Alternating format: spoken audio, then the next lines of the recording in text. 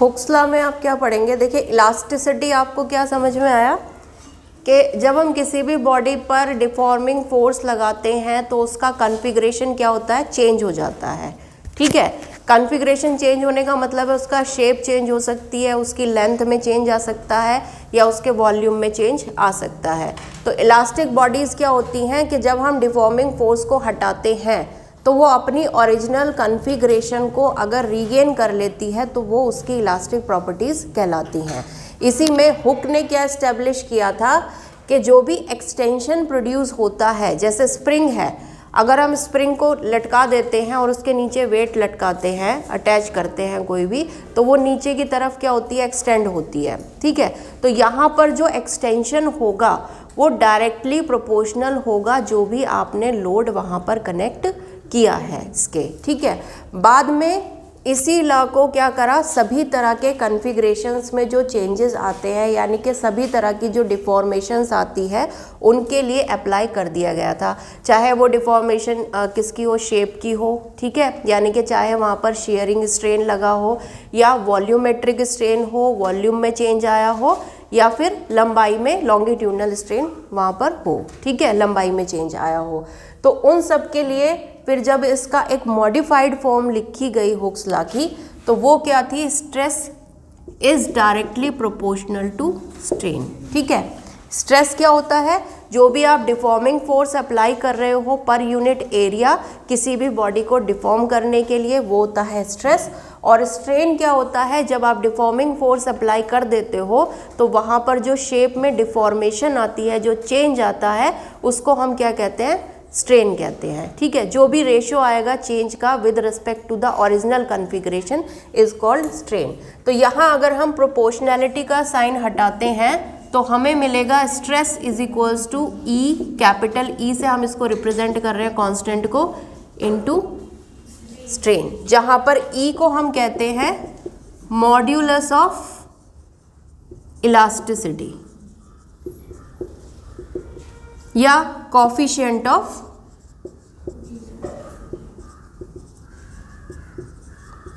Elasticity, इसको हम कहते हैं। ठीक है, अब यहाँ से अगर आप देखो तो E की वैल्यू इज इक्वल्स टू आएगी आपके पास स्ट्रेस अपॉन स्ट्रेन के बराबर। ठीक है, स्ट्रेन आपको पता है एक डायमेंशनलेस यूनिट है, एक क्वांटिटी है, इसकी कोई डायमेंशन या यूनिट नहीं होती है।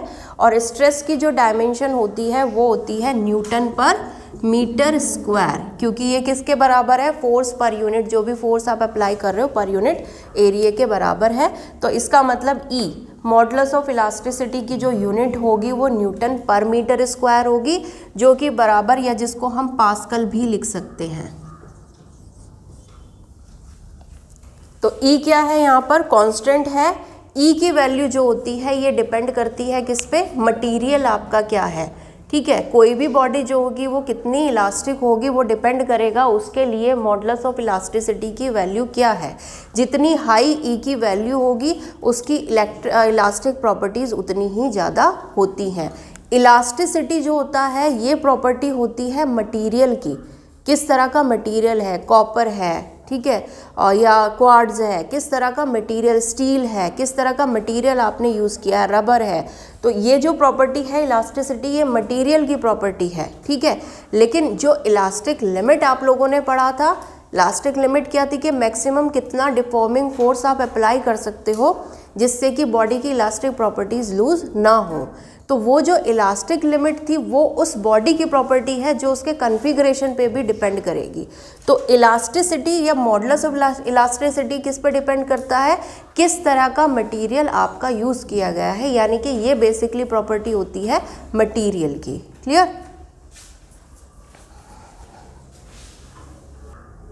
एक इसमें चीज़ ये भी है, देखो E इज इक्वल्स टू क्या है, स्ट्रेस अपॉन स्ट्रेन। ठीक है, हुक्स लॉ क्या कहता है, stress is directly proportional to strain, यानी कि किसी भी बॉडी पे जैसे जैसे स्ट्रेस बढ़ाओगे उसका स्ट्रेन भी उसी तरह से बढ़ेगा। ठीक है, जो हमने हुक में स्प्रिंग का एक्सपेरिमेंट किया था वहाँ पर जो हमारा एक्सटेंशन और लोड कनेक्टेड था उसमें जब हमने ग्राफ ड्रॉ किया था तो एक इस तरह से स्ट्रेट लाइन हमें मिली थी। ठीक है, तो यही हमें क्या शो कर रहा है कि जो स्ट्रेस आप वहाँ पर लग रहा है वो डायरेक्टली किस पे प्रोपोर्शनल है, स्ट्रेन के, या स्ट्रेन जो है वो डायरेक्टली किसके प्रोपोर्शनल है, स्ट्रेस के प्रोपोर्शनल है। तो स्ट्रेस की वैल्यू या स्ट्रेन की वैल्यू पर ई की वैल्यू डिपेंड नहीं करती है, क्योंकि जो स्ट्रेन है वो जैसे जैसे आप लोड बढ़ाओगे स्ट्रेन भी क्या होगा, बढ़ता चला जाएगा, जैसे जैसे घटाओगे स्ट्रेन भी क्या होगा, घटता चला जाएगा। तो ई की वैल्यू जो है वो स्ट्रेस या स्ट्रेन पे डिपेंड नहीं करेगी, वो डिपेंड किस पे करेगी, सिर्फ मटेरियल पे डिपेंड करेगी, क्योंकि स्ट्रेस और स्ट्रेन क्या है, एक दूसरे से रिलेटिव है। अगर आप स्ट्रेस बढ़ा रहे हो तो स्ट्रेन भी बढ़ रहा है। इनकी वैल्यूज़ का ई पर कोई इफेक्ट नहीं होता है। क्लियर?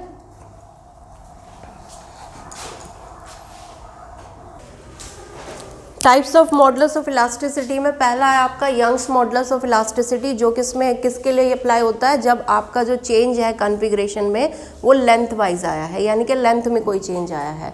ठीक है, हमने मान लिया कोई भी एक ये रोड है, मेटल की रोड है, जिसको हमने क्या है वर्टिकली नीचे की तरफ लटका दिया है। ठीक है, अब अगर हम ये मान लेते हैं ये पॉइंट ए हो गया और ये बी हो गया। अब अगर हम बी पॉइंट पर कोई भी एक नीचे की तरफ फोर्स लगाते हैं, कोई वेट कनेक्ट कर देते हैं या आप अलग से कोई एक फोर्स अप्लाई करते हैं नीचे की डायरेक्शन में, तो यहाँ पर क्या होगा, इसमें कुछ एक्सटेंशन आएगा। ठीक है, लेंथ में इंक्रीज होगी, तो वो हमने मान लिया कितना है, डेल्टा एल, और इसकी ओरिजिनल जो लेंथ थी वो कितनी है, एल। तो यहाँ पर क्योंकि लेंथ में चेंज है और मॉडुलस ऑफ इलास्टिसिटी किसके बराबर होता है, स्ट्रेस अपॉन स्ट्रेन के बराबर होता है, तो यहाँ पर जो स्ट्रेस होगा वो कौन सा स्ट्रेस होगा, नॉर्मल स्ट्रेस होगा, और जो स्ट्रेन यहाँ पर प्रोड्यूस हो रहा है वो कौन सा है, लेंथ में हो रहा है, तो लॉन्गिट्यूडनल स्ट्रेन होगा। तो इसका मतलब जो यंग्स मॉडुलस है, जिसको हम वाई से रिप्रेजेंट करते हैं, ये इक्वल होता है normal stress upon longitudinal strain के। हमने मान लिया इस जो रोड है इसका या वायर जो भी है इसका रेडियस कितना ले लिया हमने, आर ले लिया, इसकी ओरिजिनल लेंथ कितनी है, एल, और यहाँ जो इसका क्रॉस सेक्शनल एरिया है ये एक यूनिफॉर्म क्रॉस सेक्शनल एरिया मान लिया हमने ए। ठीक है, तो नॉर्मल स्ट्रेस कितना होगा, अगर आप फोर्स एफ अप्लाई कर रहे हो और ये एरिया कितना है, ए है, तो स्ट्रेस की वैल्यू होती है फोर्स पर यूनिट एरिया, या जो भी फोर्स आप अप्लाई कर रहे हो, यानी कि ये हो गया एफ अपॉन ए, और स्ट्रेन यहाँ पर हो जाएगा change in length upon original length, यानी कि डेल्टा एल अपॉन एल। इसको आप लिख सकते हो F into L upon delta L into A. अब एरिया क्या है, ये वाला एरिया है क्रॉस सेक्शनल एरिया। अगर आप वायर का या रोड का रेडियस आर ले रहे हो तो ए को आप क्या लिख सकते हो, पाई आर स्क्वायर लिख सकते हैं। तो यहाँ पर इसको हम और क्या लिख सकते हैं, F into L upon pi r square delta L. तो ये आपकी आ गई यंग्स मॉडुलस की वैल्यू। ठीक है, ये किसके बराबर है, normal stress upon longitudinal strain. तो आपको पता है जो भी मॉडुलस ऑफ इलास्टिसिटी होता है उसकी यूनिट बराबर होती है जो भी स्ट्रेस आपका है, यानी कि इसकी यूनिट एसआई यूनिट क्या हो गई, न्यूटन पर मीटर स्क्वायर, या इसको आप क्या कह सकते हो, पास्कल। पास्कल के बराबर होता है ये, पी ए से पास्कल को रिप्रेजेंट करते हैं, और सीजीएस यूनिट जो इसकी हो गई वो हो गई डाइन पर सेंटीमीटर स्क्वायर के बराबर। ठीक है, डायमेंशन आप कैसे निकाल सकते हो यंग्स मॉडुलस की या मॉडुलस ऑफ इलास्टिसिटी की, जो भी आपकी स्ट्रेस की डायमेंशन है, ठीक है, और स्ट्रेस की डायमेंशन बराबर है एफ की डायमेंशन अपॉन ए, एरिया की डायमेंशन, यानी कि M L T minus 2 upon L 2, that means इसकी डायमेंशन हो गई M L minus 1 T minus 2 के बराबर। ठीक है, अब अगर आपको एक क्वेश्चन देख लेते हैं, स्टील वायर कोई दे दिया है जिसकी लंबाई है 4 मीटर, ठीक है, और इसका डायमीटर कितना है 5 मिलीमीटर। यहाँ पर जो हम ये फोर्स अप्लाई कर रहे हैं वो 5 kg weight, 5 kilogram weight. Kilogram weight का मतलब क्या हुआ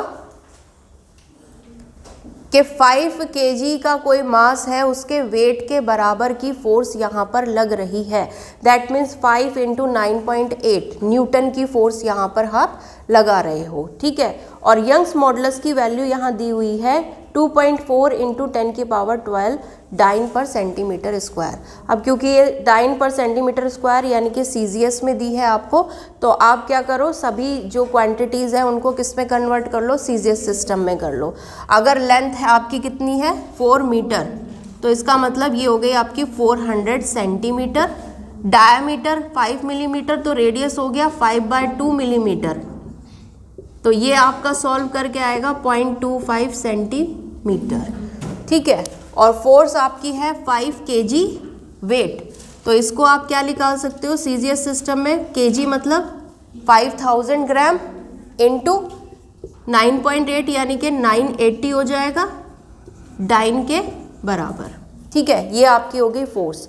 तो जब इन सब की वैल्यूज़ को आप इस फॉर्मूले में रखेंगे तो आपके पास डेल्टा एल की वैल्यू यहाँ से कितनी आएगी, y into pi r square upon नहीं f इंटू एल, ये बराबर आपके आ जाएगा, डेल्टा एल उधर जाएगा, f into L upon pi r square y के बराबर। तो यहाँ पर पुट करके आप क्या निकाल सकते हो, डेल्टा एल की वैल्यू के कितना एक्सटेंशन यहाँ पर हुआ है। क्लियर? अब देखिए, अगर यंग्स मॉडुलस की हेल्प से हम स्टील और रबर की इलास्टिसिटी को कंपेयर करें, मान लीजिए हमारे पास दो रोड है, एक हमारी स्टील की है और एक किसकी है, रबर की है, सेम लेंथ की ली है और उनको हमने क्या करा, वर्टिकली हैंग कर दिया है, लटका दिया है और नीचे की तरफ सेम लोड हम वहाँ पर अप्लाई कर रहे हैं, ठीक है। तो F की वैल्यू दोनों के लिए सेम हो जाएगी, लंबाई हमने दोनों की बराबर ली है और रेडियस भी दोनों का हम क्या ले रहे हैं, यहाँ पर बराबर ले रहे हैं, ठीक है। तो अगर हम यहाँ से निकालना चाहें YS अपॉन YR, तो ये इक्वल आ जाएगा आपका delta LR upon delta LS के, ठीक है। अब आपको पता है जब सेम आप रोड ले रहे हो, एक स्टील की है और एक रबर की है और सेम लोड उन पे अप्लाई कर रहे हो, तो जो एक्सटेंशन होगा वो ज़्यादा किस में होगा, रबर में होगा। यानी कि आपको पता है डेल्टा LR ग्रेटर होगा किससे, डेल्टा LS से। तो यहाँ से आपको क्या मिल रहा है, YS is greater than YR। That means जो स्टील होती है उसका मॉडुलस ऑफ इलास्टिसिटी जो होता है वो ज़्यादा होता है किसके कंपैरिजन में, रबर के कंपैरिजन में। क्लियर? नेक्स्ट है आपका bulk modulus. Bulk modulus apply कब होता है, जब आपका जो नॉर्मल फोर्स आप किसी बॉडी पे अप्लाई कर रहे हो, किसी बॉडी के सरफेस पे परपेंडिकुलरली कोई फोर्स अप्लाई कर रहे हो, नॉर्मल फोर्स वहाँ लग रही है, तो उस पर क्या होगा, नॉर्मल स्ट्रेस जनरेट होगा। और अगर उसकी वजह से वॉल्यूम में चेंज आ रहा है किसी भी बॉडी के, तो वो वॉल्यूमेट्रिक स्ट्रेन वहाँ पर प्रोड्यूस होता है। तो इस केस में जो मॉडुलस ऑफ इलास्टिसिटी होती है उसको हम कहते हैं बल्क मॉडुलस। यानी कि bulk modulus is equals to होता है आपका normal stress upon volumetric strain,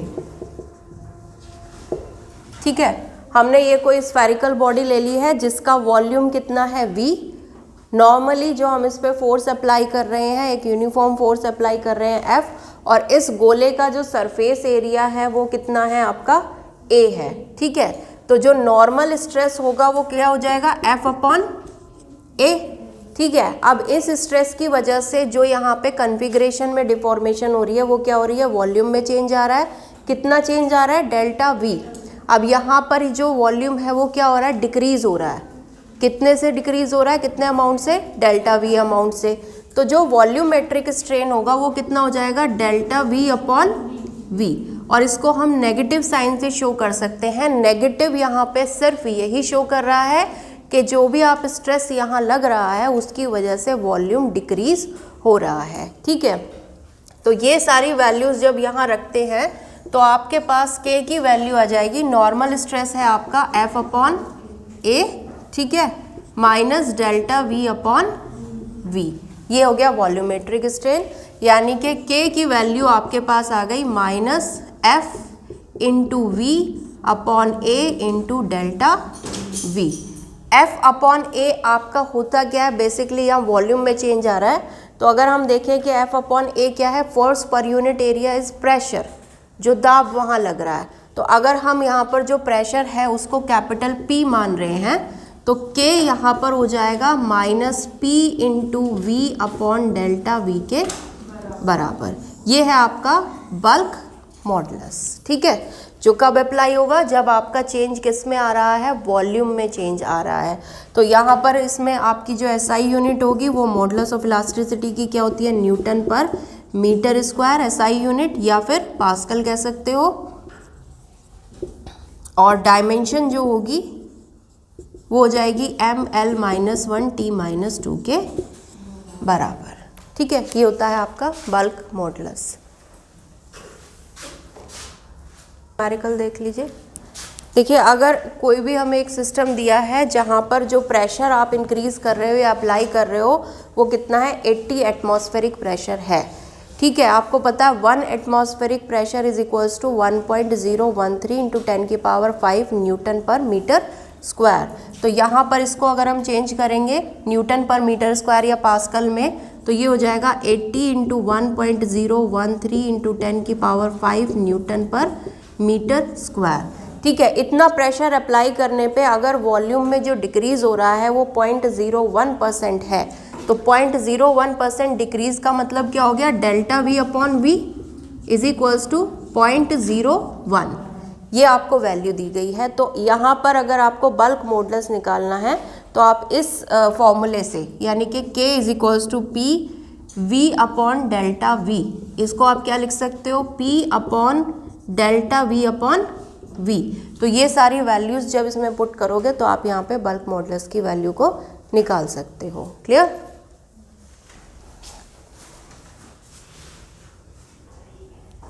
bulk modulus से ही रिलेटेड एक प्रॉपर्टी होती है मैटर की कंप्रेसिबिलिटी।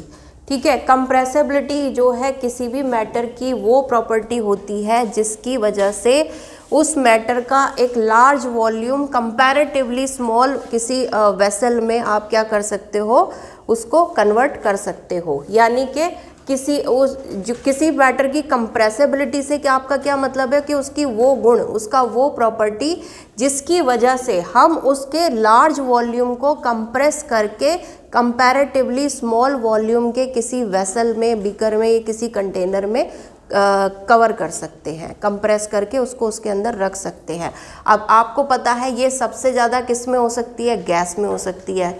ठीक है ना, गैस के एक लार्ज वॉल्यूम को आप क्या कर सकते हो, एक स्मॉल से वेसल में या बीकर में रख सकते हो कवर करके। यानी कि कंप्रेसिबिलिटी सबसे ज़्यादा किसकी होगी, गैस की, उसके बाद लिक्विड की और उसके बाद सॉलिड की।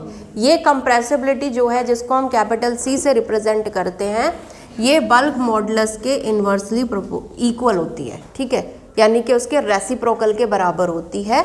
तो ये C इज इक्वल्स टू आपका क्या हो गया, 1 अपॉन K हो गया। दैट मीन्स इसकी यूनिट, क्योंकि K की यूनिट क्या होती है, न्यूटन पर मीटर स्क्वायर, तो इसकी यूनिट हो जाएगी पर न्यूटन मीटर स्क्वायर। और डायमेंशन इसकी क्या हो जाएगी, M-1 L T2। ये इसकी क्या हो गई, डायमेंशन हो गई। क्लियर?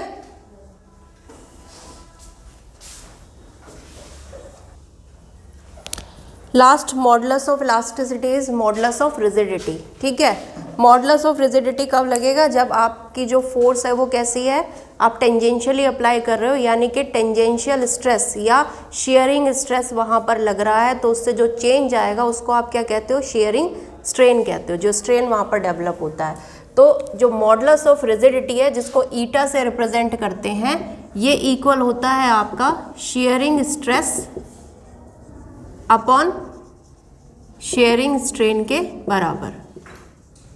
ठीक है, शेयरिंग स्ट्रेस क्या होगा, जो भी आपने फोर्स अप्लाई की है, मान लीजिए इस सरफेस के पैरेलल जो फोर्स है वो कितनी है, F, और इसका क्यूब का एक साइड का जो एरिया है वो A है, स्मॉल a, तो ये हो जाएगा F अपॉन A। ठीक है, शेयरिंग स्ट्रेन को आप एंगल से रिप्रेजेंट करते हो, थीटा से, इन रेडियन, तो वो आपका निकल के आया था। अगर मान लीजिए इसकी जो एक आर्म की लंबाई है वो कितनी है, L, और जो यहाँ पर डिस्प्लेसमेंट हुआ है इस फेस का वो कितना हुआ है, डेल्टा L, तो ये हो जाएगा डेल्टा L अपॉन L के बराबर। That means eta is equals to F upon A upon delta L upon L, या F into L upon delta L upon into A. ये आपका क्या हो गया, शेयर मॉडुलस ऑफ रिजिडिटी हो गया। मॉडुलस ऑफ रिजिडिटी आप कब ले रहे हो, जब शेप में चेंज हो रहा है लेकिन वॉल्यूम में कोई चेंज नहीं आ रहा है, ठीक है। बल्क मॉडुलस आपने कब निकाला था, जब वॉल्यूम में चेंज आया था। और यंग्स मॉडुलस आपने कब निकाला है, जब लंबाई में, लेंथ में कोई चेंज आता है तब आप अप्लाई करते हो। यूनिट इसकी क्या हो जाएगी, newton per metre square, that means pascal. और डायमेंशन कितनी हो जाएगी, ml-1t-2, ठीक है। अब अगर हम कोई एक एग्जाम्पल लेते हैं, मान लीजिए कोई क्यूब है जिसकी आर्म की जो एक लेंथ है वो कितनी है, 5 सेंटीमीटर है। अगर हम यहाँ पर टेंजेंशियल फोर्स 8 न्यूटन अप्लाई करते हैं तो उससे जो अपर फेस है उसका डिस्प्लेसमेंट, ये जो डेल्टा एल है, ये आपको कितना दिया हुआ है यहाँ पर 0.2 सेंटीमीटर। तो यहाँ आपको सबसे पहले बताना है थीटा, यानी कि शेयरिंग स्ट्रेन कितना होगा। तो शेयरिंग स्ट्रेन कितना हो जाएगा, delta L upon L. Delta L is 0.2 and L is 5, तो ये आ गया 0.04 सेंटीमीटर, ठीक है। स्ट्रेस अगर आपको यहाँ पर निकालना है तो स्ट्रेस कितना हो जाएगा, ये आपको दिया है 8 न्यूटन, F अपॉन ए करके आप निकालोगे, अपॉन एल स्क्वायर, ठीक है। और एल को आपको चेंज करना पड़ेगा क्योंकि ये न्यूटन में है, तो एल को भी आपको मीटर में कन्वर्ट करना पड़ेगा। मीटर का मतलब हो गया ये 0.05 metre, 5 centimetre is equals to 0.05 metre. तो ये हो जाएगा 8 अपॉन 0.05 स्क्वायर। तो यहाँ से जो भी आपकी वैल्यू आती है वो किसकी हो जाएगी, स्ट्रेस की हो जाएगी। देन आपको निकालना है ईटा, यानी कि मॉडुलस ऑफ रिजिडिटी। तो ये हो जाएगा आपका जो भी स्ट्रेस की वैल्यू है उसको डिवाइड कर दोगे थीटा यानी कि स्ट्रेन से, ठीक है। तो ये होता है आपका मॉडुलस ऑफ रिजिडिटी।